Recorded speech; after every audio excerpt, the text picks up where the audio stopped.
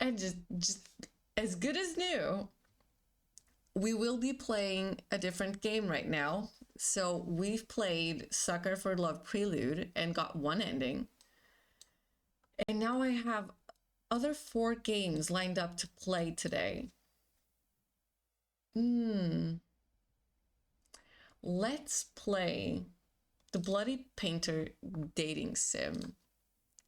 Let me change the category. Bloody Painter Dating Sim. This one. Let's capture that. It is in Chinese. I wonder if I can change it. Okay, that it changed itself. Okay. I mean, it's in Chinese though. Maybe I didn't... Settings? Okay. I can't read. I didn't learn all that much of Chinese. Change the language. Yes. Okay. Content warning. This game is not suitable for children. You agree that you are at least 13 years of age. There are graphic scenes of violence, realistic gore, jump scares, starvation, realistic depictions of graphic violence, auditory gore, murder, death, dismemberment, graphic self-decapitation, realistic severed head. So if you don't vibe with that is understandable, and please be safe and click off the stream. Watch another time. Come back when we finish. It is absolutely okay. In the game, players can easily die. If you encounter a murderer, please call the police first. It's unrealistic to develop a romantic relationship with a murderer. We'll see about that. This is a romance game. Okay.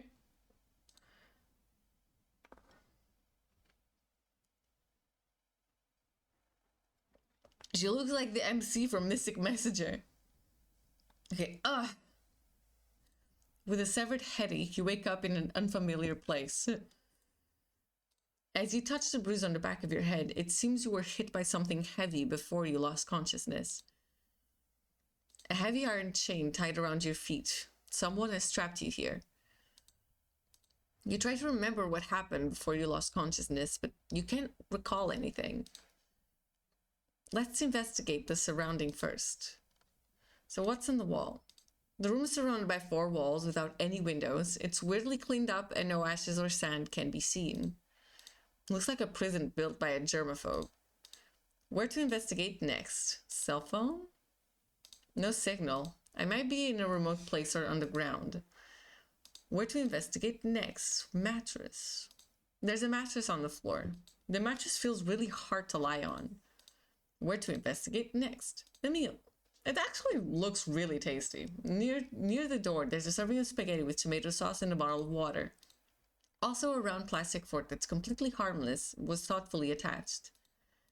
It's still warm. It feels like it was sent here not too long ago. Where to investigate next? The door. You peek through the keyhole, but you see nothing outside. I wonder where I am. And the investigation.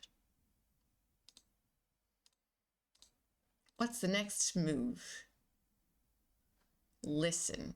I like that. You can't hear any sound other than your own breathing. The soundproofing in this room seems particularly good. Sure, let's yell for help. Nobody answers. I don't want to knock over my meal. That seems not good. And the meal looks really tasty. I would not do that. So I'm going to sleep. Yes. I like my meal. You lay on the bed. You try to sleep under this condition. Maybe it's a fatigue caused by nervousness, but you still fall asleep. Oh, shit. You open your eyes after hearing some noises. Hi! A tall man wearing a mask is squatting on the ground and looking at you with his head tilted. He remains silent as if he's sizing up his prey. He points to the plate on the floor, like indicating that you should finish your meal quickly. Thinking that the strange man might have poisoned the meal, you shake your head in fear. Oh, shit. Seeing you have no intention of eating, he looks quite distressed. I might eat that. I think I'd eat that and something else, if you catch my drift. We made him sad. Look at him, he's sad. He slowly speaks with a deep and steady voice. Ah, that's why I can't die. Well, just keep him full. Isn't that easy? What does that mean?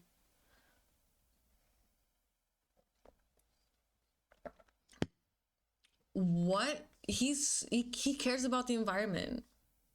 Like, we can't waste. He's so good for the environment. Thank you. That's very thoughtful. He pauses and thinks.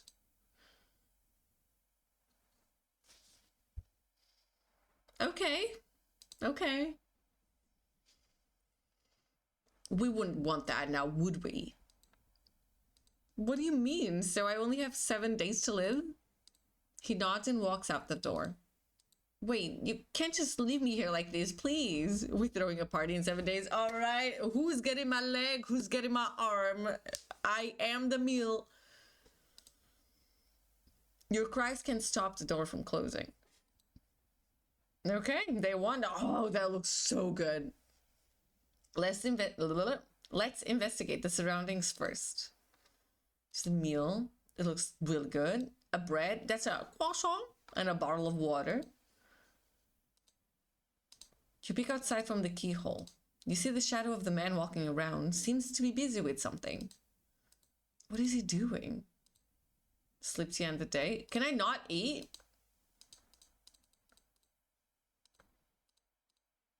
I guess not.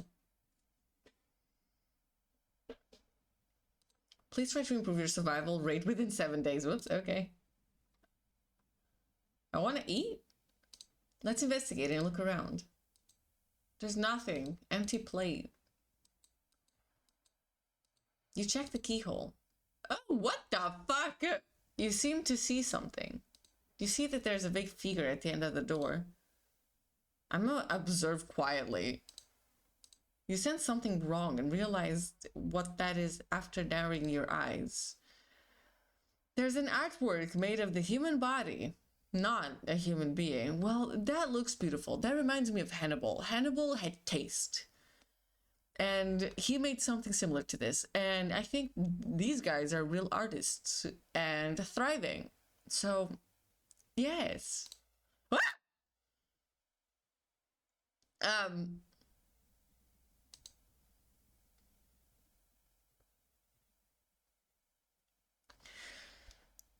I get scared over fucking visual novels. Jesus Christ. This is gonna go good. Yeah. You hear the door open. You slowly push the door, and there's no trace of the strange man. First you go into a room with a large freezer, sink, and operating table. Then you open another heavy door. Oh. You find yourself in a room full of glass display jars. The jars are filled with specimens made from human body parts. It's like you're in an art museum. Listen, that is very impressive. What can I say? Could it be that he wanted to freeze me as material for specimen artwork? You're thinking. You're seeing this scene.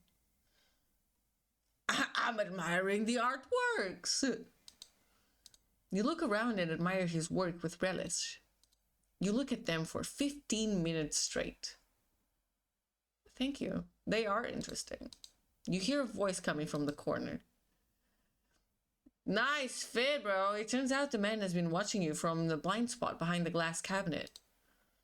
I like them. They're so beautiful. The man goes silent with his head tilted for a couple of seconds after hearing your comment. He seems to be thinking about something.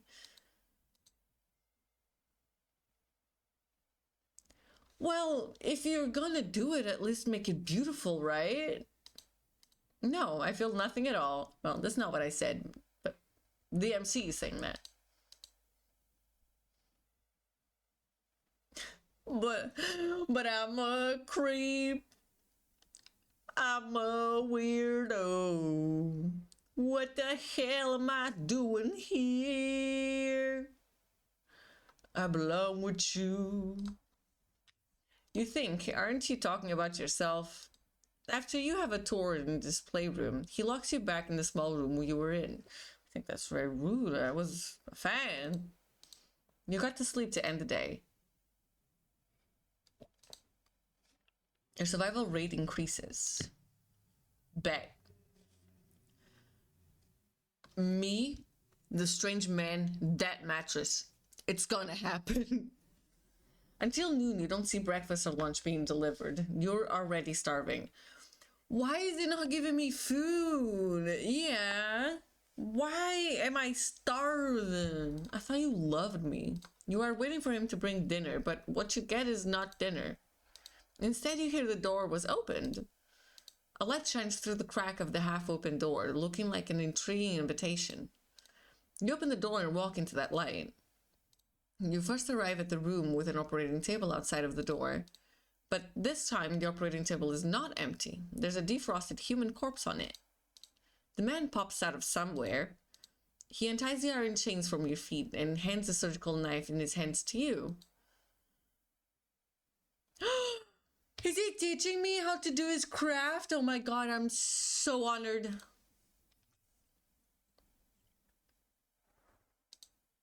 His voice tone sounds cold, like the kind of teacher who gives students hard questions on purpose. Stab the corpse. Maybe beautiful works always come with some sacrifices. Without hesitation, you stab the abdomen of the corpse with a knife. But due to the lack of professionalism, the lines you cut are crooked and ugly. And this is when he gets close behind your back and holds your hand. You're both holding the surgical knife like you two are cutting a cake together.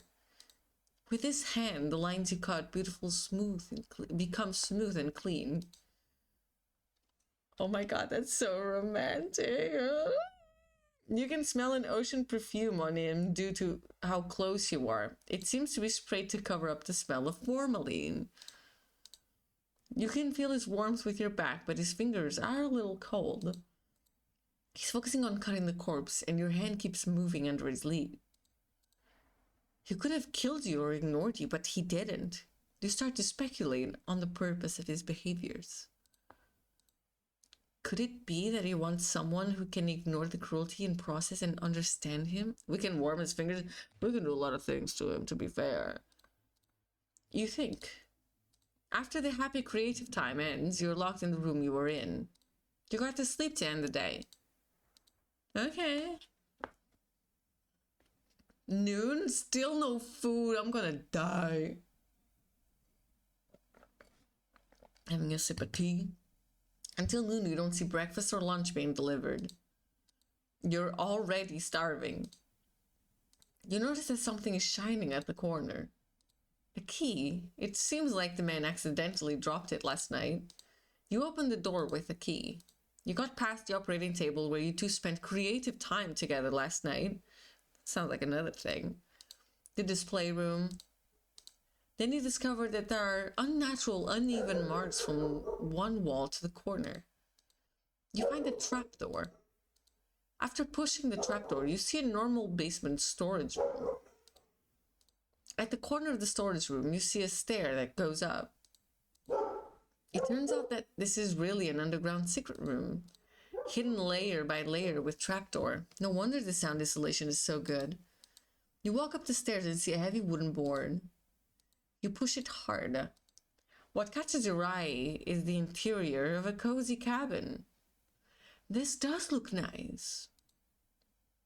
Then you realize the heavy wooden board you pushed is the back of a bookcase.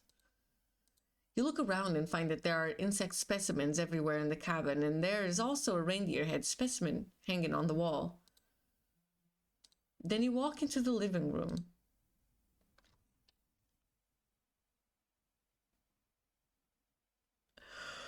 Oh my goodness. You see a young man with a handsome face and pale skin lying on the sofa. The ocean-scented perfume and the faint smell of formalin emanates from his body. It's him. He is the masked man who kidnapped you, but he's not wearing a mask at this time. His sleeping face has a ferocious expression. His neck is sweating and he seems to be trembling. It looks like he's sick. At this time, you decide to... I'm gonna stay and take care of Pookie. You can't bear to leave him alone, so you reach out and touch his forehead. Whoa, it's so hot. Yeah, it is. You try to find something that can cool him down. Let's investigate.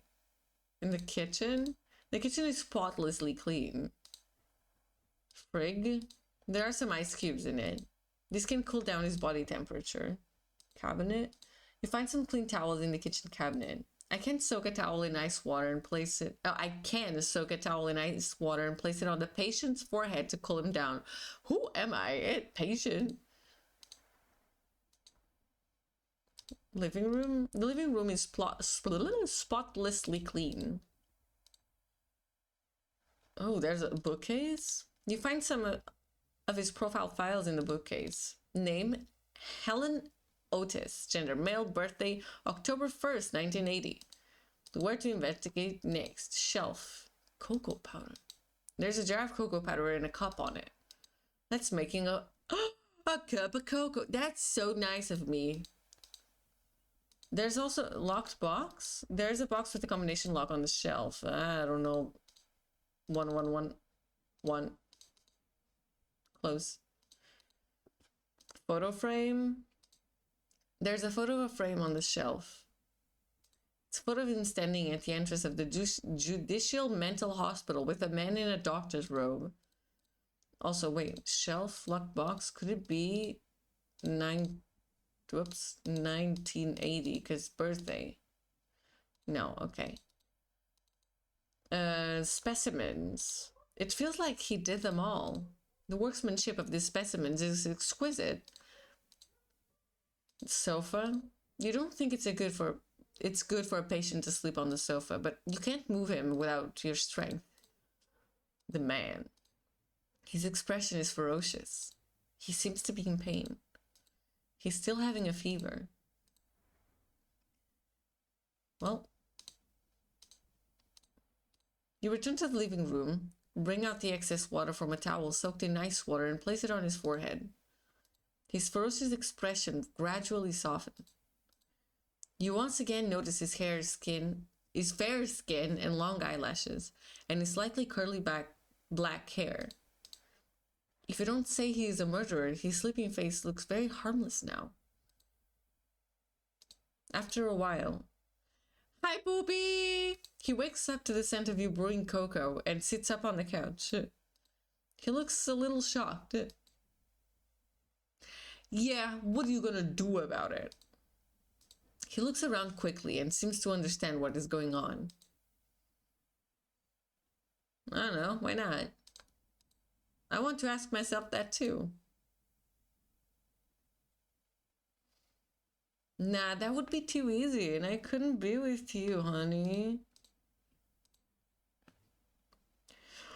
But I'm a creep. Is there anyone weirder than you in this house? You can't help but bitch about him. You seem to see the corners of his mouth rising slightly for a few seconds, and the atmosphere between you relaxes. He doesn't drink the cocoa you brewed for him. It seems that he's still a little wary of you.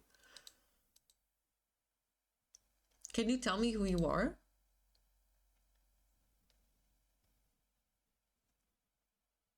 You can say MO. Okay, honey.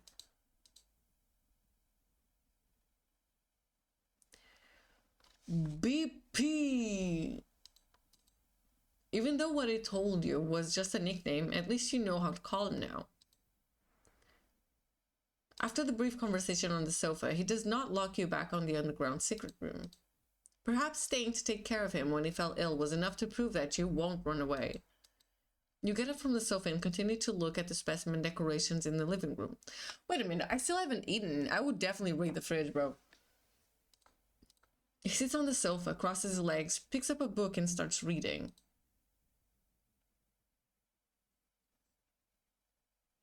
Or what?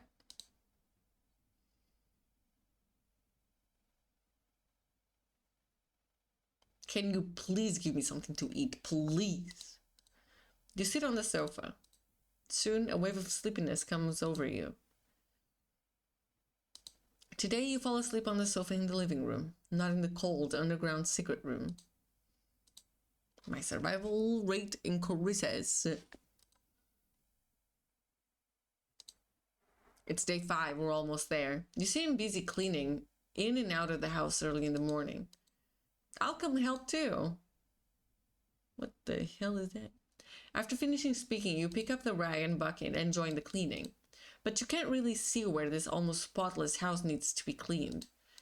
You're just taking a clean wet rag and wiping it on the clean cabinet. Do you usually love cleaning this much?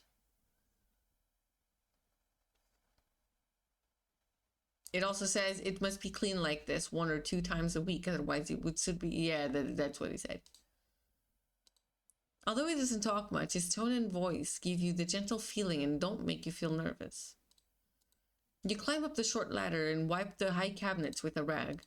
Suddenly, a cockroach crawls out from the crack in the cabinet. You are so frightened that you lose your balance and fall backwards.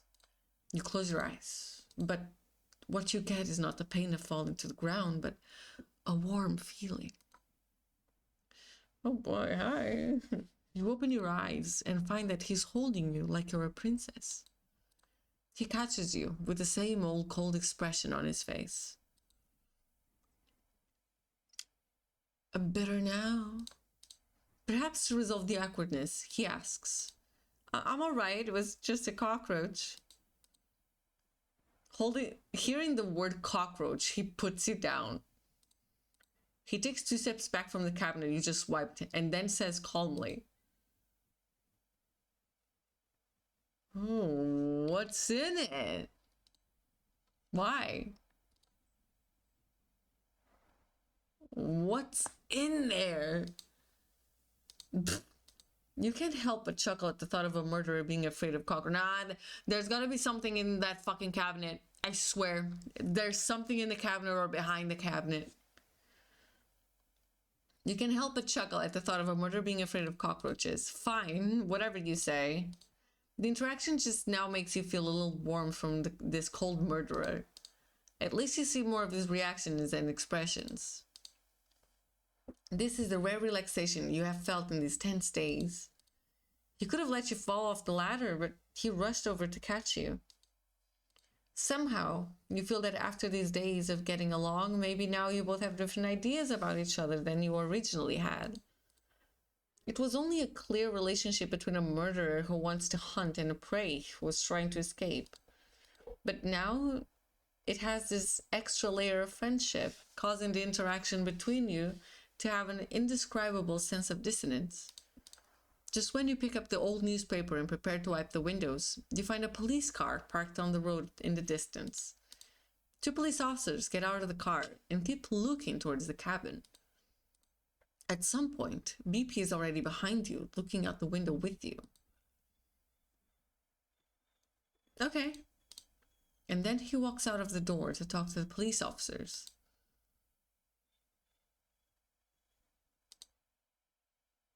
Are you Mr. Otis? Have you ever seen these people around here?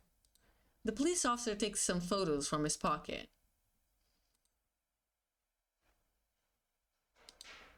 No, these people are the missing people around this area.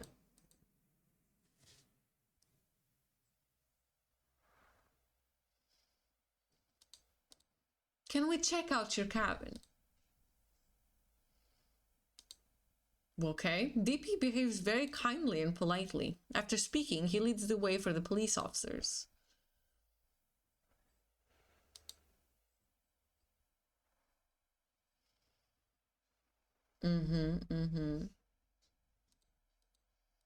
The police officers enter the house and see you. Hello, this is... Yeah. You greet the police officers with a smile and a nod. At the same time, a police officer quickly looks through the missing person's photos in hand. Then he puts the photo back in his pocket. It seems that your disappearance has not been discovered by anyone yet.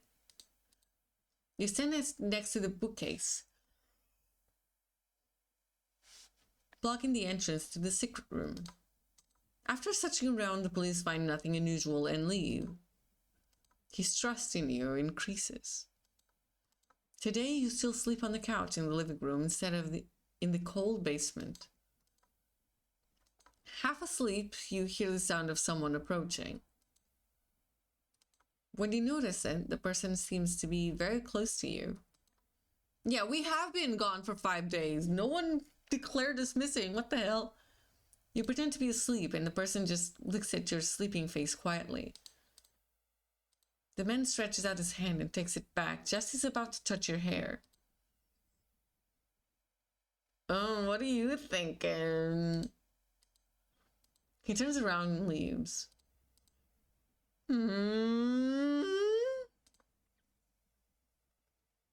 Day 6. He's having spicy thoughts. You see him busy in the kitchen for a while. Then breakfast is serving for... I'm finally eating, guys. Holy shit, we eating today. There's a piece of toast with just the right crispiness on the large round plate, a poached egg on top of the toast, and some lettuce salad. The plating looks delicious. The drink is a cup of freshly brewed hot cocoa. The cutlery he gives you is still a round plastic fork with no offensive features.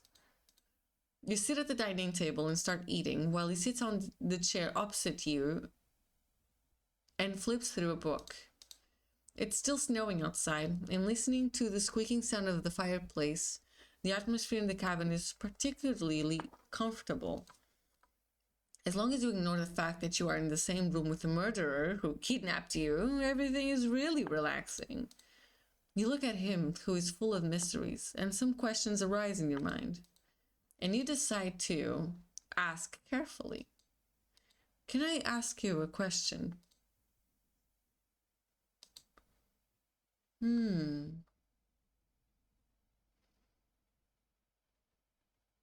What work are you going to use me for? You ask bravely. He looks up at you for a moment. Okay.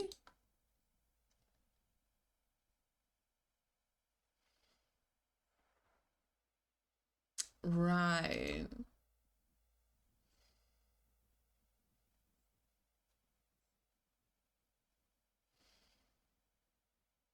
See, he's so thoughtful. He wants to preserve my eyes.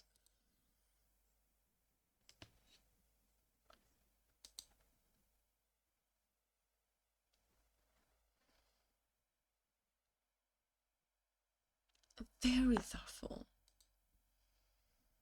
Thanks for the compliment. Why did he say at first? Has his mind changed? You're curious, but you don't have the guts to ask any further. I want to say, what book do you usually read?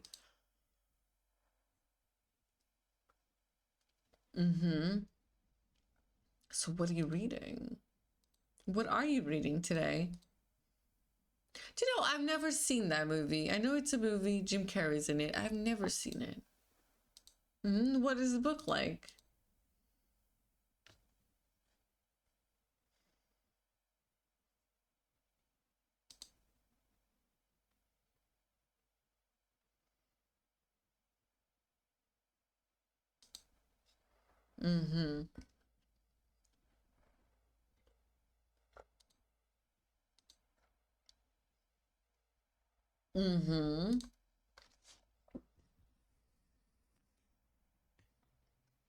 Well, that's good.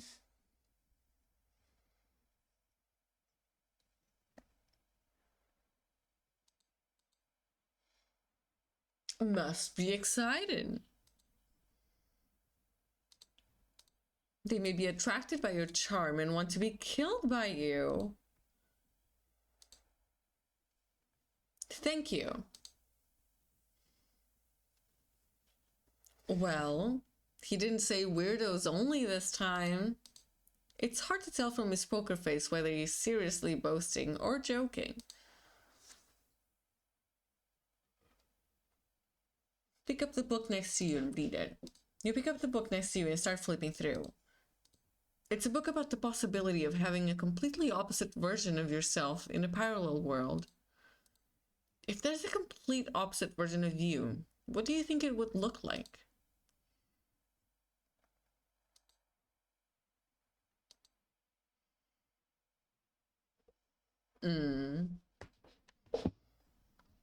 Okay, I like the burgundy coat. Why is it a burgundy coat? Smart. He's so smart. So what about the potted plants? I saw many potted plants on the shelves in the living room, but why were they all withered? I understand. I've tried. My room is not good, and maybe I'm not good either to take care of them. Day 6, noon. It's noontime. To thank you for making breakfast for me today, let me make lunch in return. He frowns at you with an expression like, are you out of your mind? Don't worry, you said there are traps outside the house. Only you know how to get them in and out normally. Even if I resist you with a knife, I can't escape. Okay. Is that a promise? Okay. I might be stupid, but I don't try anything stupid on purpose. Great. As for what to cook and the ingredients, well, a bad idea flashes through your head, and curiosity makes you ask. Do you eat human flesh? I don't know. I wouldn't blame you.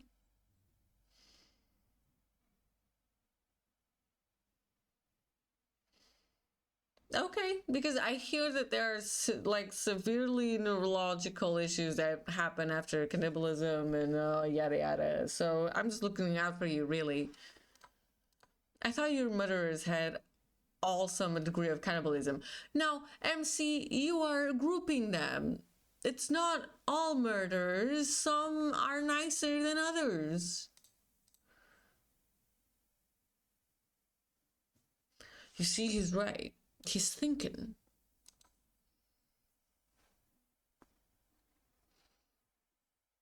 I don't eat paper mache. I don't eat, I know, blank sheets of paper. He's right.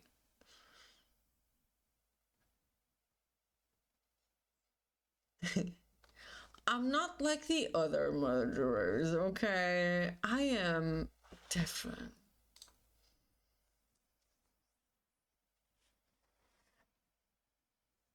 Who? Hannibal? Are you talking about Hannibal? He's not unprincipled. He's the coolest guy I know. Not personally, but I've seen the show.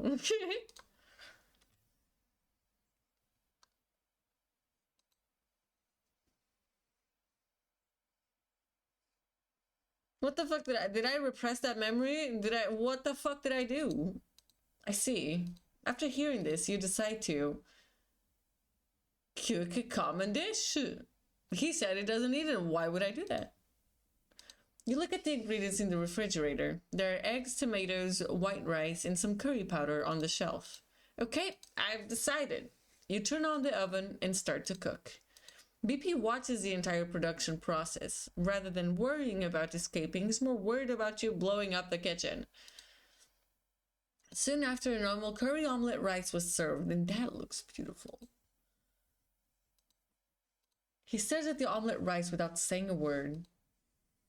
Don't worry, there's no poison. Weren't you watching the whole process? He starts to move after you finish speaking. He takes a spoonful of omelette rice and puts it in his mouth. Yeah, it's good, ain't it? What do you think? Thanks. I'd so eat that. Right? Oh my god. What's wrong?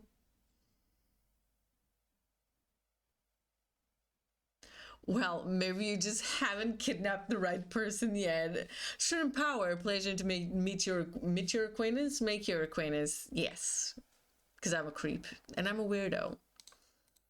I can make you more if you like. You had a fairly pleasant afternoon. Day 6, late at night. Hey. You are woken up from your sleep by the man. You're so close, you're pixelated. Hello? His face is close to you and his blue eyes are staring at you. What's wrong? You sit up on the couch and rub your eyes. Where are you going? Let's go?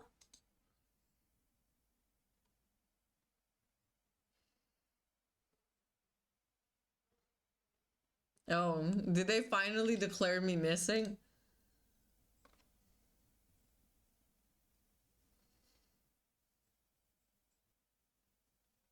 Oh no, will I have to abandon Pookie?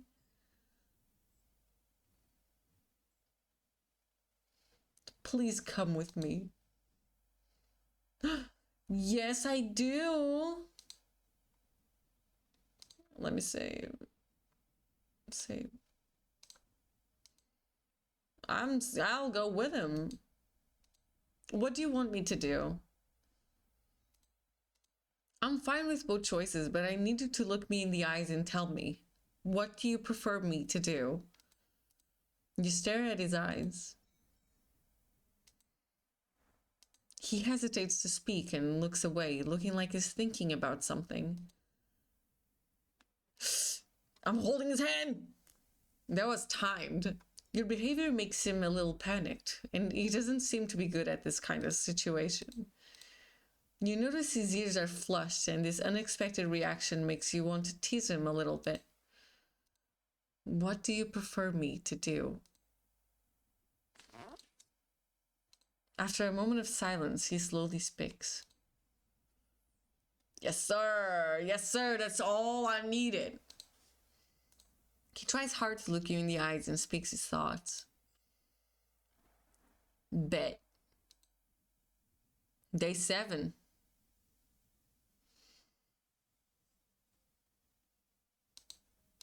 You follow the shoe prints he leaves on the snow and finally succeed in avoiding the many traps around the cabin. Just as you are walking through the forest, you hear movement behind you. Freeze! In the snowstorm, several policemen who were lying in ambush chase after you. You ignore them and keep running forward. Bang! A gunshot shoots across the sky and you feel a pain in your left calf. You are shot. He turns to look at you as if considering whether to leave you. Run! You yell at him, but he approaches you. And he holds you in his arms. You feel a warmth on your forehead.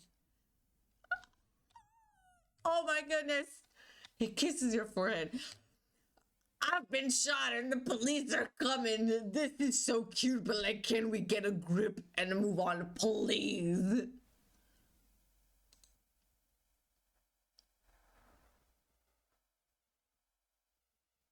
I don't know, that shot made me feel things. Hold on. That shot alone with the snow falling. No context. Wow. You feel the time freezes at this moment. But you see, the time freezes because it's so cold. And the time is freezing. There's policemen. And I got shot. Well, his keys didn't remove the bullet, right? I'm in pain. The kiss is almost like a... He better not fucking leave me. Then he leaves you and runs forward, disappearing into the heavy snow. I mean, I did say run. That is my fault. That is the MC's fault. That is not my decision. I am very pissed at this MC. I would slow him down. But we could die together. Wouldn't, like, that be so romantic? You are later taken back to the police for questioning. You say throughout the process that you are a victim.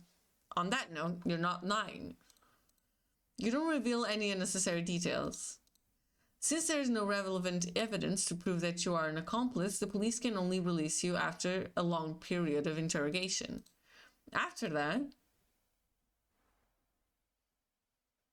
motherfucker's gonna know where I live. I like this room. 2 years passed. 2 years. Now you live in a cheap little apartment. You live an ordinary life as if what happened 2 years ago never happened. How could you just move on from that, eh?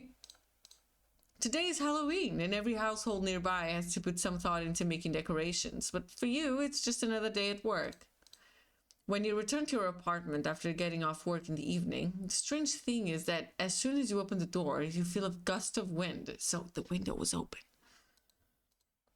You remember that you closed the window before going out. Just when you were about to close the window, you find a gift left by someone on the table next to the windowsill. A red rose. You don't know why, but you have a feeling that BP has been here. Every Halloween after that, you receive a rose at your residence. It's like a once-a-year greeting.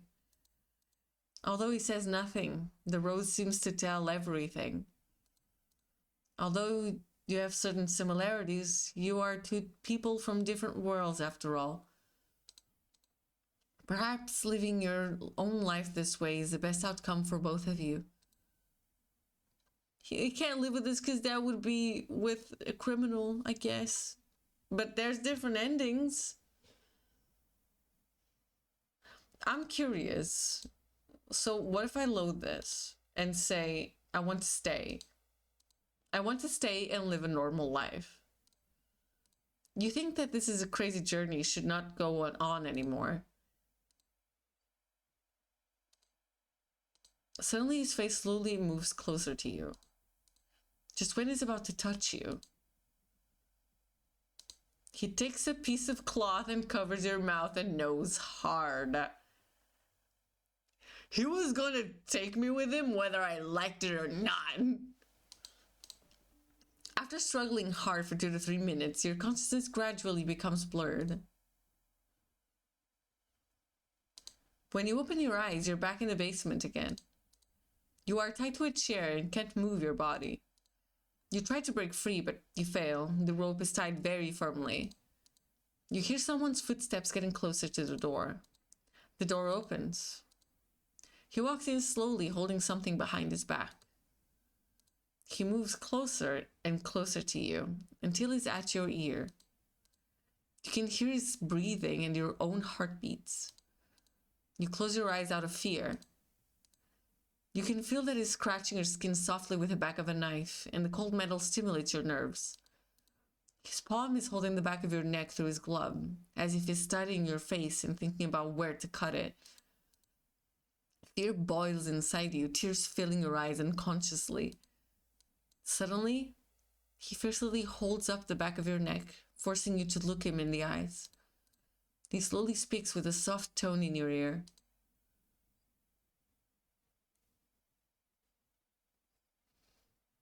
Okay, so what's the alternative? Oh, fuck.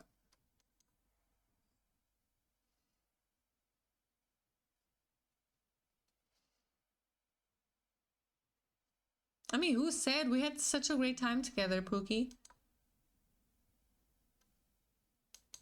Oh my god.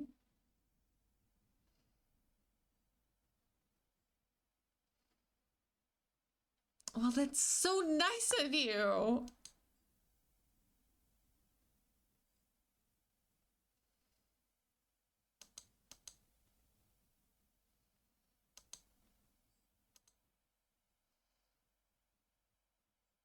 You said you'll keep my head intact. What happened to that?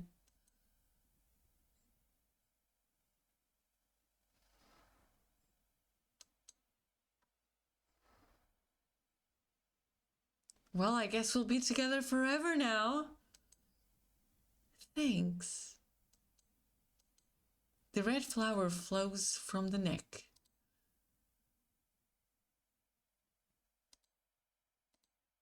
Now you can neither feel or think.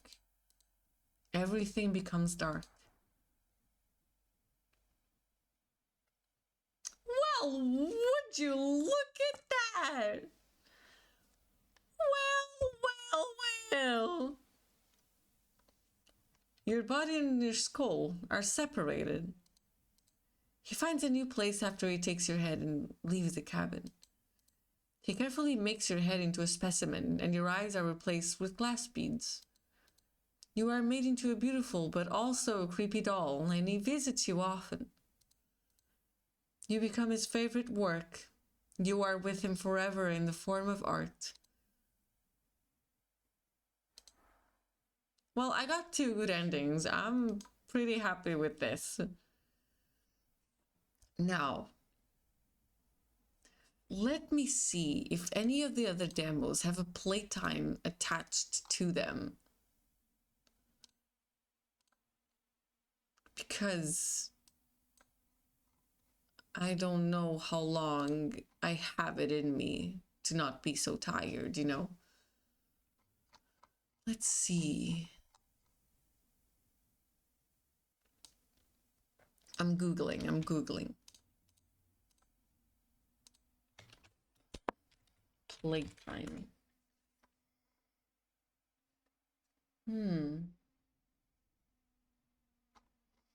Okay, this one doesn't say, but let me check the other ones. Jesus Christ, I'm clicking everywhere except the places I need to.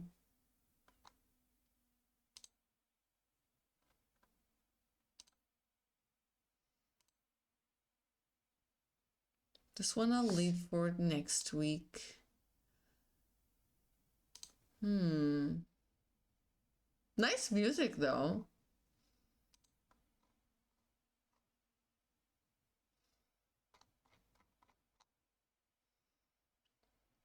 Also, they're pretty much all visual novels except for one, and I will take no responsibility because that is my favorite gameplay. Playtime.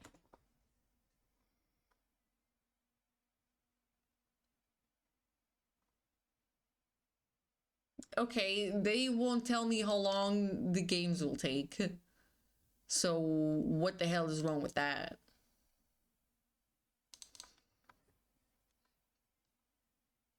But I quite like this demo. It's short and sweet.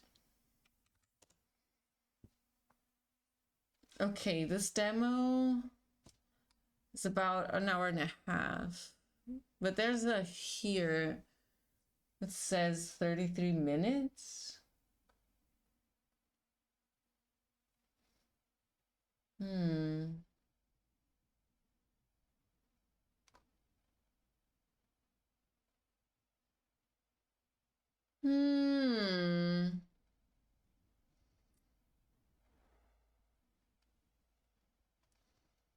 What to do? If you're tired and need to sleep, that's okay. I would play one more if it wouldn't take me like 2 hours. That is all. I would play one, but I don't know how long they'll take. Let me think about it.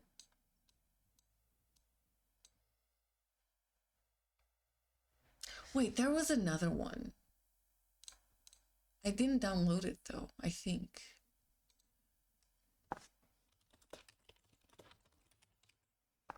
Because I chose only demos that didn't have games out yet.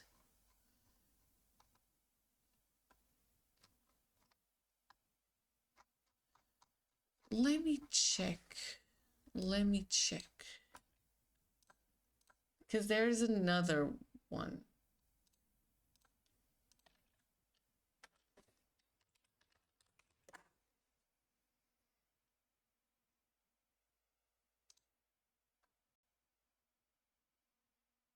Okay, they're only showing me the playtime of the real deal. Okay. I'll do this one also next. But I want to play one more.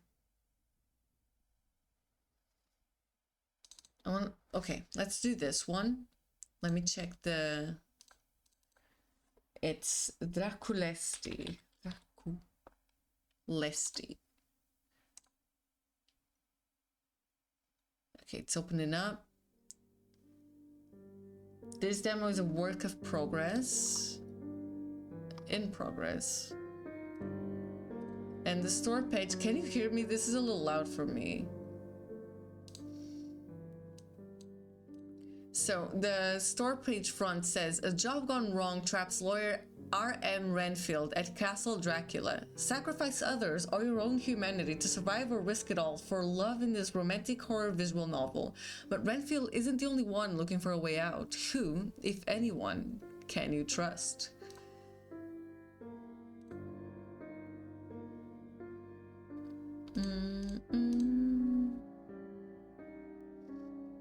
There it is.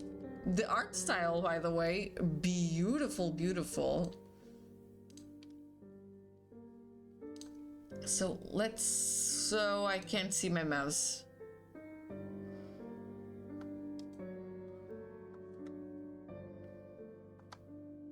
Oh, I can see my mouse on, oh my god. Okay, I see what's happening, I see. Hold on.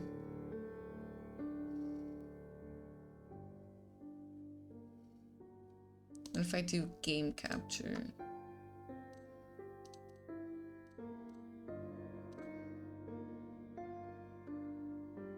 There it is. It looks very pretty, right? It's so pretty.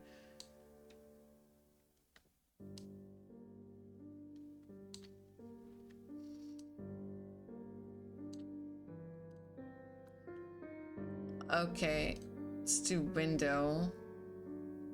Do that. Okay, it works now, it works. And let's start. Romania 1931, Castle Dracula. The art style is so beautiful. I, Roger M. Renfield, have been sent by the Harker and Hawkins law firm to complete the sale of a number of English properties. To the castle master, Prince Dracula. Though Dracula has been hospitable, his domain is less so. Ghosts haunt the halls of this oversized tomb, along other unnameable creatures, men made of smoke and ash. My host swears they're nothing but bad dreams, and yes, it's true, I have a history of waking nightmares. That I've lost good years in a sanitarium. But since when do nightmares have handprints? No amount of charm and hard liquor can fully convince me the monsters aren't there. The more Dracula plies me with them, the less I trust him to. Who can I rely on this terrible place? Our nightcap knocks me out until sunset the following day.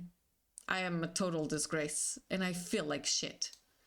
Someone's come through and left documents on the desk. I am absurdly late for work. At least there'll be a distraction from everything that happened last night, my own conduct included. Alongside the document is a breakfast tray.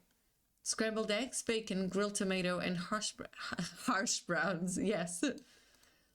Most of it looks delicious. Can't say I want the bacon, but in these parts best to eat it and avoid any undue attention. Beside the plate, a freshly cut rose is being used up as paperweight, keeping a delicate piece of stationery in place. I move the rose aside and look at the message. Master Renfield, I apologize for the disturbances last night. Do not feel guilty for being distressed by the condition of our home. It makes terrible noises that stoke worse ideas. If you'd like a tamer evening, there'll be tea in the parlor where we ate yesterday. I've invited the brides for a proper introduction. Theodora is eager to hear about her new home. Present yourself at the parlor between 7 and 8 if you've any interest. Otherwise, best of luck with your work. Prince Dracula. As I eat breakfast, I consider my next move. Whatever I do now will set the tone for our relationship from here on out. Should I try to patch things over or let the wound fester? Furthermore, there's that forbidden haunted bathroom, my bathroom, closest to the tower anyway. Best to confront new fears as soon as possible. I can't spend this whole trip afraid of a stink. Of a sink. It doesn't say stink. I don't stink, I think. If I don't attend tea, I ought to confirm the ghost was nothing but a trick of the faulty lights, lest I develop a new phobia. Besides, I never did get to shave last night. What will it be, Renfield? Heed your master's call, or brave your creepy toilet? I am going to accept Dracula's invitation to tea. It would be rude not to take him up on his offer. He's my host, after all, and when he saw me jumping at shadows last night, he was uncommonly polite about it. I might have already offended him, scared over nothing but the creaks and strange shapes of an old castle. I hope I haven't ruined our relationship before it's even started. Ooh. At 7 on the dot, I step inside the parlor. Dracula waits on the sofa with a rail guide in his hands.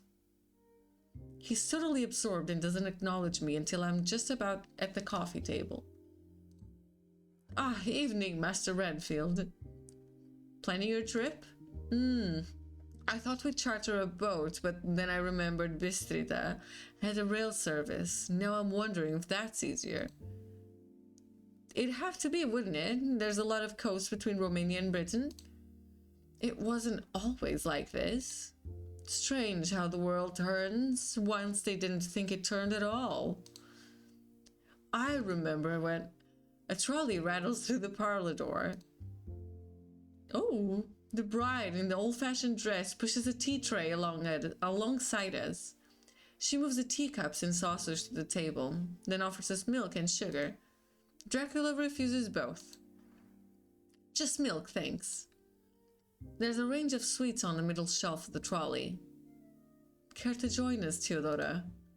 She looks at me with disinterest, but takes a seat regardless. Comfortable, Master Renfield? Oh, yes. I hold my cup between my hands. In the mountain climate, any extra source of warmth is pleasant. It heats the joints of my fingers where the fireplace doesn't fully reach. I'm a bit stiff from work. The break is worthwhile. My husband says you come from London. She doesn't pour herself any. Her hands fold over each other and across her lap, like a large pale butterfly. Theodora is maybe half Dracula's middle-ish age. Younger than me, certainly, yet she has manners I haven't seen outside my father's work parties. They make them different in the Balkans. A night on the town in Berlin would give her a heart attack. London originally, yes. Is it nice? Is it nice? What do I have to say to that? It's London. Whether it's any good doesn't matter. It happens to people whether they like it or not. It'll happen to her soon. There's always something to do, always something to see. Everything you'd want from a metropolis. But you left. But I left. It's sad seeing her obvious discomfort with her husband's plans. I don't know if leaving will be an option for her. She doesn't seem to have had any say in them going. Well, Theodora is apprehensive about whether or not we'll fit in. If civilization is worth bothering with, if it refuses to take us. She forgets we've never needed anyone's permission or acceptance to thrive. He reaches over the arms of both sofas to hold her shoulder. His grip on her is sturdy and resolute. He's not offering typical reassurance. It says, you should know this. Remember who we are. There are good people in England. That much is true. Shrugging Dracula off, Theodora reaches for the middle shelf of her trolley. Enough of that. How about a piece of cake? She rummages through. There are a few choices. Sponge, meringue, tarte. All that just for 3? Oh no, for you. Vlad and I are both allergic to cake. Celiac. A strict meat diet with plenty of wine, coffee to wash it down, or tea. He's called his cup, leaving only the dregs. But you've gone to such an effort with these. It's fun baking. When I was young, I liked to bake bread mostly. Now there's never any reason unless we have a visitor. She made them from scratch, a so-called princess baking for a commoner. Which will you start with? I think I'll start with tocht. A dark, crumbly tocht of a concretion of different ingredients, chopped hazelnut and orange rind. Orange rind? Maybe rind. I think that's how they say it. Here you are. She takes it from the trolley. It's on a bread plate that matches the cup and saucer. All their dinnerware seems to match. Amazing how the other half live. When I lift it from the plate, it's immediately obvious something is wrong. The slice breaks like the Titanic, a rumbling split halfway that sends the rear tumbling back onto the plate. Anyone who'd eaten a tocht before would know something's wrong. But if she's allergic, maybe she's never eaten them. I feel bad for judging. Thank you. I bite in. This thing has never encountered the concept of moisture. Forget the Titanic. This is a Saharan sandstorm localized exclusively inside of my mouth. But the dark chocolate is rich and the orange is tangy, and I'm a brave-hearted Englishman who can survive a bad slice of cake. I eat it too quickly. Maybe she'll take it as a compliment, rather than a desperate need to get it over and done with. She looked surprised. Was it any good? Her dewy doe-eyed stare puts me on the back foot. She's suspicious of me. Can I lie convincingly enough to overcome that? Even if she doesn't believe me, that might be better than damaging her pride. At the end of the day, she did give me cake. Being honest would show respect, though. She could improve before she bakes for someone else and avoid upsetting her future English neighbors. What to do? I think I'm going to be honest. I think they deserve some honesty. Not bad by any means. The dark chocolate, the orange, and the hazelnuts came together to create a great depth of flavor. But her eyes somehow get waterier. The edges of her mouth tremble. Am I really about to bully a 20-year-old over her cooking? Cooking she can't eat because she's allergic to it? No, I am gonna stick to it. I'm gonna be cruel and kind, but I'm gonna say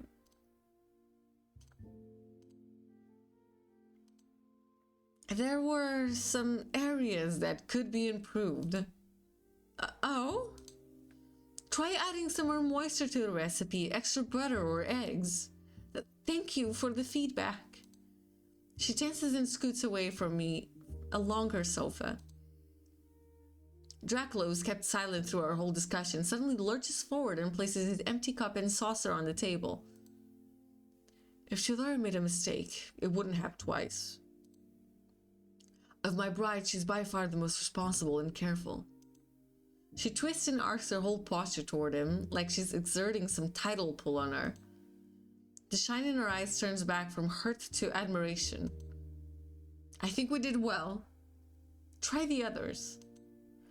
He brings an additional pair of plates down either side of the one I finished. I jump at the noise and snap my eyes back to confront this gaze. It's dark, smoldering, compelling. No, he startled me and I don't want it to happen again, that's all. Isn't it a little admirable, though, that he'd take the kind of offense on behalf of his wife? Plenty of men wouldn't care unless you did something to insult their own taste, like calling their partners ugly. Let's say it's admirable. I take up my fork again for the battle ahead. Of course, they look. He and I continue to regard each other as I plunge it in. Wonderful. Once I finish all 3 cakes, Theodora loads the trolley and prepares to leave. It's been a pleasure to make your acquaintance, Master Renfield. The Pleasure was all mine.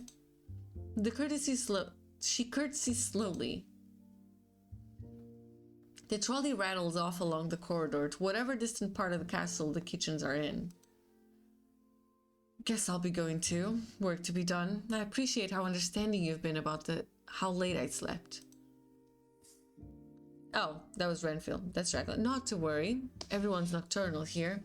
If you're up at dawn, you'd be the odd man out. Allergic to sunlight too? Actually, yes. Why did I make that joke? Whenever I think I've got a chance of clawing back into his good graces, I waste it on a social gaffe. Aren't I a credit to my firm? Constant malnutrition makes us pale and faulty. Our eyes can't stand the light. All 4 of you? It's hard to believe, of course. A whole family of nocturnal celiacs with vision problems. Ah well, birds of a feather flock together. These things do happen. Who am I to question it? I'm glad you've got each other for comfort. Standing, I smooth out my suit and dislodge a few crumbs. Well then, wait. He throws a hand out at hip height to stop me. It connects briefly against my right side, the flat of his palm over my pocket. As your employer, what if I commanded you to stay? This princely fantasy of his might have gone a bit too far. Commanded? We've got a business contract. This isn't the military or a court. He stares, full of human desperation. I don't think this is a professional interaction on any level. I could be convinced, of course. There's bourbon on the cabinet. Stay, drink, talk. I don't need a lot of convincing. I turn to face the wall and move for the liquor cabinet instead. Bottom shelf, the bottle with the rose pattern. It's beside the glasses. I grab both. When I turn back toward the sofas, I notice the door to the hall has been closed, though Dracula remains seated in the same position as before. Stealthily, I tip the neck of the bottle at the hall. Castles get drafts. You'll acclimate. Placing the bottle on the table, he scoops it right back up, pouring the glasses as fast as I can get them and the coasters down. He plucks these from the table without spilling a drop and extends for a toast before I've got mine. We toast. To better prospects and happier futures. Sure, that. We drink. His first sip takes half the glass, but after that he slows right down, dipping at it like a hummingbird. I take it at an average pace. Typically, I let my clients lead interactions to avoid seeming pushy or misreading their mood. Dracula is special, a force of personality, but there's an unease beneath, a fear I don't see in clients in Amsterdam or Paris or Warsaw. It's quiet out here. There's power in being untouchable, but it's not the type he wants now. What if there's something in reach, something within his grasp? If I may, why England? Why do you think? His voice is flat. It's almost a rhetorical question. He rotates his glass on one hand like a pod on wheel, inspecting the smooth surface for imperfections. Because he's bored here. This incredible labyrinthine castle, with nothing to do, nobody to meet, no challenges, and no surprises. You seem like a hungry man. Is this place starving you? His thin, taut lips break into a wide, sharp smile. He raises his drink to me. Correct. Castle Dracula has started to feel like a prison. For all of us, I think, but some more than others. There's a guilty sideways glance. Which of the brides is he thinking of? It's just not the boredom that's getting to me. I'm no mere land baron Roger. Roger's fine, isn't it? But an investment manager of sorts. It's a bad idea to question where old money came from, whether it's a war profiteer or a penitent hoarder. That's information I generally prefer not to know. Sure, Roger is fine. There's one particular investor I'm an agent for. Until now, he was comfortable with a focus on Romania, the limited pool of Romanian business. Times have rapidly changed, which means to sustain the relationship, I must move to a larger pond. England. London, England. A population twice of that of Transylvania, half that of all Romania, crushed within a single city. Given the recession, I'm sure the gents of Canary Wharf will be excited for an extra source of income. It needs new lifeblood, and I need fresh Doonies. Sounds like it'll be perfect symbiotic relationship. And if it's not, well, he tosses back the last of his drink. It could be the end of me.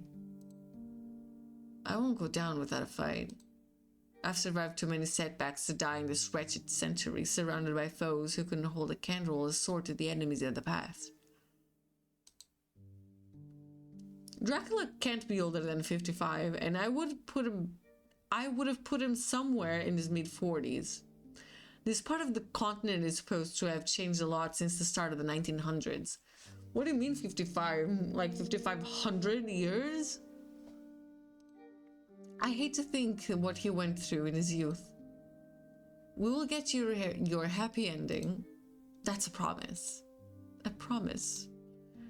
Those aren't like they used to be either. Oh my God, he's beautiful. I want to believe in yours. A promise then, Roger.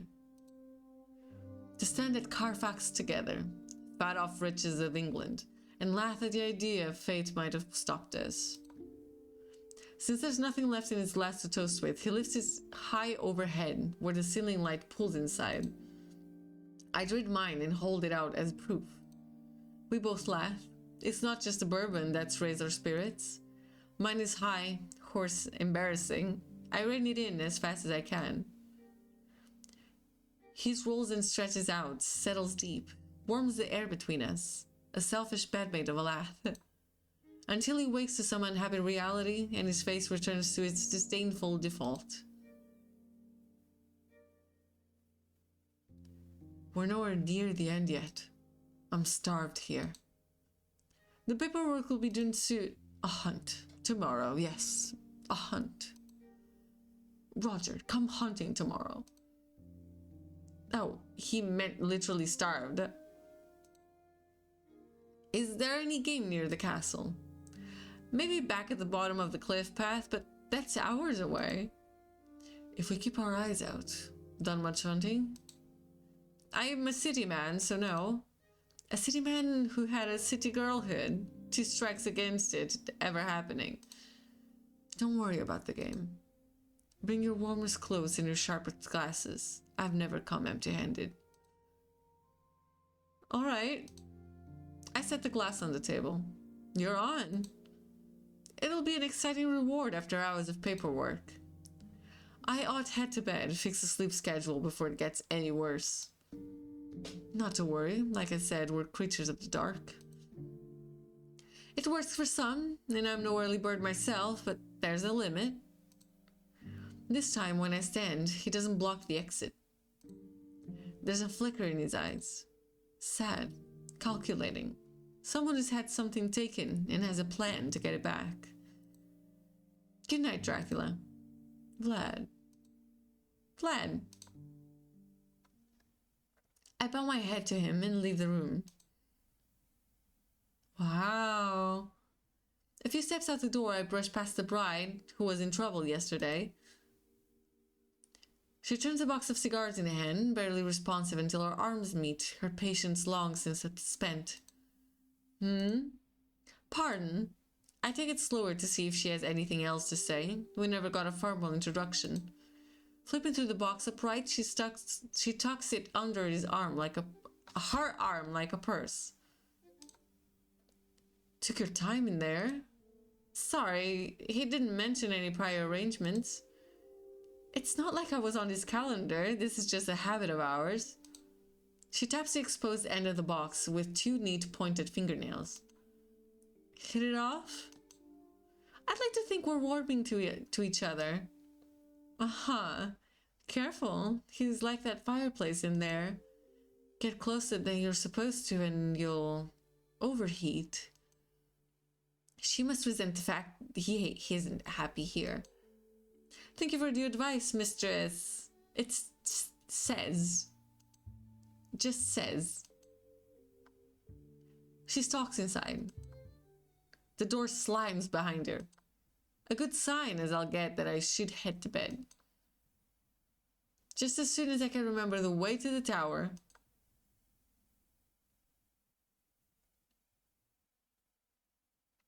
Safe in bed, the key turned in the lock and the window latched, I tuck the blankets up under my chin and shuffle around until the mattress forms to me, like a sparrow in a dust bowl. The castle is too gloomy, too sprawling to ever feel comfortable, but at least I've ended today less afraid of the host and with a clearer sense of who and what else is here. It's not a normal home, but it is a home to someone, and I can rest easier in the knowledge I'm a welcome guest. The hunting invitation was a surprise. Will I ever get the paperwork done? Hard to complain, though, being invited out somewhere by a man like Dracula. Sorry, Vlad. Not that it means what it used to. I crush my head between the 2 firmest pillows in the hopes I can grind out the thoughts, mortar and pestle style, crush them into fragments too fine to hold on to. When I moved to Germany and signed off for treatment, it was a choice between being who I wanted and having the partners I wanted. The kind of men who'll flirt with other men aren't interested in me. The science isn't far enough along for that. All taking pieces out, no installing replacements. And I'm not allowed. I had to lie end to end the forms. Of course, you know, red-blooded, I love cigars and girls and also men. Hunting. It got me what mattered. The rest, normal men, pretend to like those things all the time. Berlin's full of white-collar heterosexuals who've never held a gun. I can play along and pretend it's the activity I'm interested in. Not the scout leader, just a bit older to sit in the exam than the rest of the troop. Somebody save me tomorrow, I'll be a disaster. My thoughts can't keep me from the Sandman forever. Sleep comes to rescue me from the house Dracula's sooner than I expected. To take me far away. To show me other people. Ooh. Here he is. What kept you? Doesn't matter. There shouldn't be any interruptions tonight. Let's see what layer I can reach. What's happening? The phone rings. I answer. Roger speaking. Is M available? Sorry, she doesn't live here anymore. Oh no. You wouldn't happen to have her contact details? There are people who love her and want to know she's okay. No, not her details, but she and I run into each other sometimes. Would you like me to pass on a message? Are you sure that's reliable? It's the best I can offer. I know she's there. Who are you trying to fool? Why would anyone trust you with anything when you lie about the simplest facts? What? No, that's wrong. Put M on the line.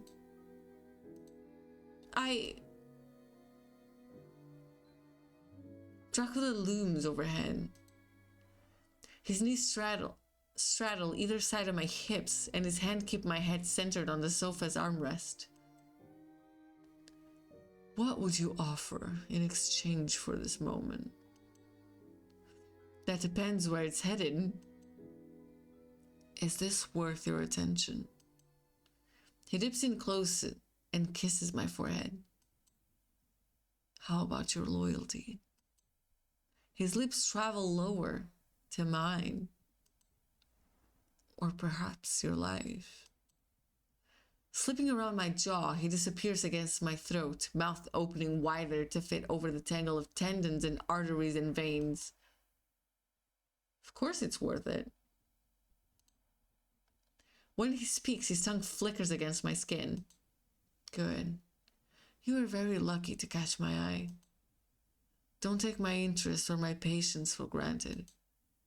I take hold of his shoulder to move him aside. He's stronger than me, I can't. His teeth sink into my neck, longer and sharper than they should be, curving under my skin to penetrate the vessel beneath. I'm a guest in my own body. He's the new landlord. Before he can drive himself deeper, a cold wind blows through the room, and he dissipates like smoke. Can't have that now, can we? Driving him like that? It is just a dream. Forget your hopes and face what he does to people. The castle is missing its taller towers. None of the stonework is damaged. The windows glow a duller shade. There are murmurs in the rooms of the gatehouse either side of me. I stand with the tips of my shoes against the drawbridge in the spot where the portcullis will fall if it's lowered. I don't know what that is. On the opposite side of the bridge, across the track, a shadow clambers up at the rocky mount-side in a great hurry. Someone has fled the castle. It's important to bring them inside. That's why the bridge hasn't been raised. Despite the fact. I don't know how to say that. It's too late. We must. A narrow fires into the exterior of the gatehouse. There's an army at the gates. Dozens of men on horseback charge along the cliff track toward the bridge. For the most part, they wear clothes instead of armor, and they carry old weaponry, swords, and longbows. Jolted from my complacent stare at the mountain, I hurry inside in search of the portcullis crank. There's no sign of a mechanism on the ground floor, so I zigzag up several flights of stairs, through the guard rooms to the top of the gatehouse. A man in a tunic struggles with the crank. I can't, not by myself. Without a word, I take the other handle.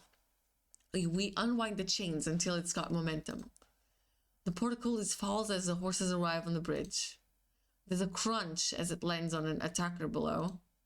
We've stopped the riders, but if the gate is propped open any wider than the human torso, they could just dismount and crawl past. Didn't know you had it in you. We've got to help. Bar the entrance. Stop them. Pardon, but we're 4-1 at best. Weren't we to evacuate? I know you'd rather not leave him, but I'm sure first and foremost he'd want you to survive. A sword cleaves through the guard's head. His corpse collapses, forward to reveal a trio of sweaty, winded invaders who've been forced to enter on foot. I wheel around and flee through the opposite stairwell. At the bottom, I barge past an additional trio attempting a pincer maneuver. They're too startled to do anything. Exiting into the frenzied courtyard, I check the gate over my shoulder. The portcullis did crush something. Now men writhe and shuffle past on either side of the mound. While I'm distracted, I run headlong into a solid object. An arm locks around my chest and a hand latches my skinny wrists together. This invader who's caught me presses his clean-shaven jaw close to my ear. He raises his voice to get above chaos despite our proximity and almost deafens me. I don't know how to say his name. Where's your dom, eh? I try to stomp on his toes, but his books are too thick. He laughs it off. Where's Dracula? Didn't abandon you, did he? Leave all his precious things here for the taking? I don't know where he is. The arm tightens, threatening to break my ribs. Ah, that's so. Lord Dracula fails his vows, abandons his castle, runs his principalities into the ground. Worthless, isn't he? Hurts. The arm relaxes. The volume decreases. A chill runs down my spine. It's not the same man behind me. All the invaders have disappeared. Is he worth the effort? Watch yourself. This is what happens to all these people eventually. A cold hand grasps the back of my head and slaps me face first into a solid rock wall. Here we are. Ammunition. I've booked your tickets. Your mom brought over your bags. All we have to do is go to the Southampton and you're home free. My tickets? You're not coming. That friend in Kalis, he only has the one room, and besides, I thought maybe you'd like some independence. I mean, wasn't that the whole point? If I leave by myself and they come looking, they won't. Your mom has everything with your dad handled. Lucy and the rest might be upset we skipped our party, but I'll sort it out. Anyone who wants to hunt you down will have to go through me. Enjoy your freedom, Dove. I'm letting you go. What if I want us to stay together? Will anyone ever be as good to me as you've been? I've forgotten how to trust the world and myself. The best intentions don't mean you're not throwing me to the wolves. How can I ever repay you? Give the office a call the moment you've picked up an apartment. There's a whole stack of jobs with your name on them. We need your top conveyancer back. Ha! Was this all about the company? That'd be easier. A clean break for this stupid heart. A heart that only ever wants the impossible. Thank you, Jonathan. Now, get some real rest. The sofa's yours. It's all I deserve. It's more than I deserve. I'm lucky to be here. I'm lucky to be alive. But what if I could ask for something better?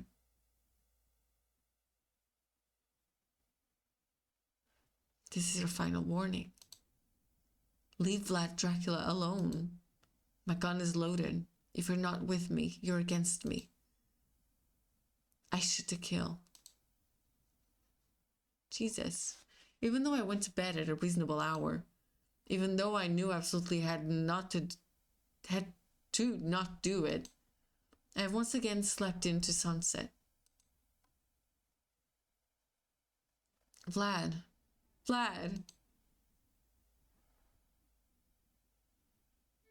Forgive me, there's something wrong with me. Maybe it's a cold. I've behaved unacceptably. A fever, perhaps. I've got a fever. Roger? He sits on the same sofa as last night, Ray's schedule laid out across his lap. Everybody else is still asleep. Take what I said to heart. This is a nocturnal household. At 4 in the afternoon, my word. Then, since you're awake early, though, we can sneak out before anyone sabotages our hunting trip. He folds the schedule aside and gets to his feet. Yesterday, he stayed seated the whole night. I'd forgotten how tall he is. As he strides closer, he only gets taller. He halts merely inches away, so I have to tilt my head to meet his eyes. Shall we? Where to? The stables. Pushing past my shoulder, he leads to the corridor. Wow. Someone's already at the stable gates, slouched in front of the latch with her arms crossed. Cesara. Husband, dearest. Come for a ride with us? That's not all you boys had in mind yesterday. Ah, she overheard. It's not like you to be concerned. She glances at me, then back at him. This isn't the season for it. Barely in a game. What if there's black eyes? It's not worth the risk. Considered it an important cultural lesson for him. This is how we live in the mountains. He tries to weave around her to the latch. She sidles to block him. They shift left and right in a stalemate. Try to reason with her. I'd really like to go. Last time we went, a bear almost threw me off a cliff. No, that's ridiculous. Yeah, Vladdy here's a liar. I'm honest to a fault. But I did save her from falling. I saved myself. Don't believe a word out that man's mouth. Don't accept anything else from it either. Are there really bears? Not if they know what's good for them. Seth puts her jaw in size, blowing her fringe around. Fantastic. The lawyer came packed with a death wish. You're one to talk. She freezes, then defrosts, and steps aside. Knock yourself out. Seriously, you're lucky if a concussion is your worst problem up there. Vlad and I each accept half of the latch. He removes the bolt and I swing back the first door. While he's opening the second, both of us are startled by an unexpected flash of color inside. Who are you? The third bride holds the reins of a saddled horse, halted mid-step as she walks to ready another. Uh-oh, looks like you boys have a tag-along. Hey, Anna. Hello. I will also take a horse outside to exercise? Riding lesson? The lady wants a riding lesson. Prefer me to act like a princess? Show me a nice way to ride a horse. Both of them ignore my completely in favor of glaring at Vlad. Roger, meet my third bride, Ileana. Never agree to anything. This is the level of behavior we expect from her. Unhappy with free thought? Or that I take your pony? Fine, she can accompany us. If you're this distrustful of Lisa Zara, clearly we have to try to improve that. Ileana, return this to me and fetch your Ceres. Where do you think I go before? Roger, the red mare in the far style Robigo would be about your size. Thanks. Hold on. Nobody's ever taken me hunting. But there were a few school and family trips to the stables. At bare minimum, I can saddle and lead a horse. Robigo is calm and cooperative. Her gear hangs right by her lot. Some gentle words and slow pets, and she's happy for me to harness her. By the time I'm ready, Vlad and Ileana have both left the stable. Robigo and I walk outside to discover Saz is gone. She moved while we were distracted too. Ileana is mounted. Vlad is in the gatehouse. I clumsily stick a foot in the stirrups and sling myself over. Rather than a graceful roll into my seat, I thud heavily on the hard leather. Do not neuter yourself. It's fine, I'm fine. The gate rumbles upward. Vlad returns to us and his great black horse this. Onward.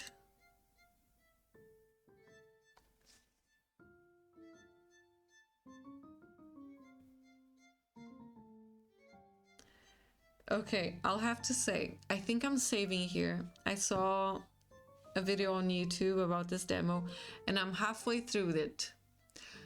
So I'm gonna leave the other half for next week so we can have some like suspense, so we can have a little something to look forward to next week. So I am saving. Thank you, Annie, thank you. And I'll be ending it here for today because also from narrating all these stories, my voice is going away. And I think I should rest it also. So,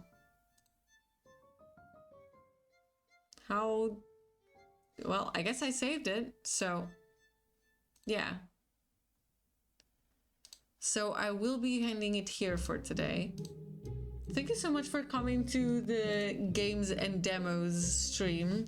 I will be playing more next week, so we'll be finishing this one and I have 2 more lined up. So hopefully we'll have time to go through all of it.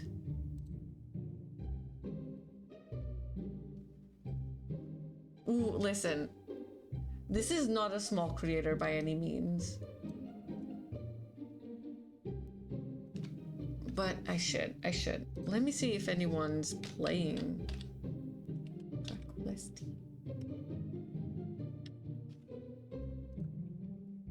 No. But okay. So I'm gonna raid a spooky game. We're gonna raid Felix, and they're playing Alan Wake 2. As far as I know, that's a little spooky. He's doing some investigation in a building. We're gonna see what that is all about. I'll stay for just a little bit, but then I'll also get ready for bed. I am a little tired, and my voice definitely needs some resting. So I'll see you guys back next week to play the rest of the games. Have a great rest of your week, a lovely evening, and stay safe and hydrated. Goodbye, everyone. Good night. I love you so much. Mwah.